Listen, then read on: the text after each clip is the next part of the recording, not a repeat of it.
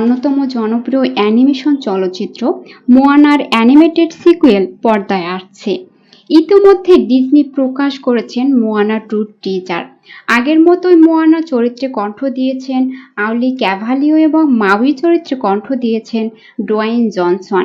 Teaser দেখে ছবিতে কি আছে তা খুব বেশি বোঝা যায়নি, তবে সিকুয়েল যে দারুণ মজার এবং অ্যাকশনে ভরপুর হবে সে বিষয়ে কোনো সন্দেহ নেই। সমুদ্রের আরেকটি অ্যাডভেঞ্চারের জন্য প্রস্তুত হতে দেখা গিয়েছিল মোয়ানাকে। ট্রেলারের অসাধারণ অ্যানিমেশনে পানির দৃশ্য ফুটিয়ে তোলা হয়েছে।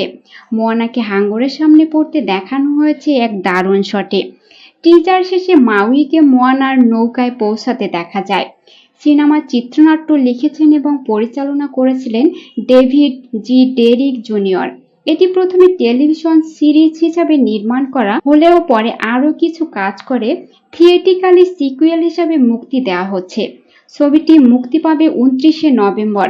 মোয়ানা ও রিমেক করছে, যেটি নির্মাণ করবেন থমাস কেইল।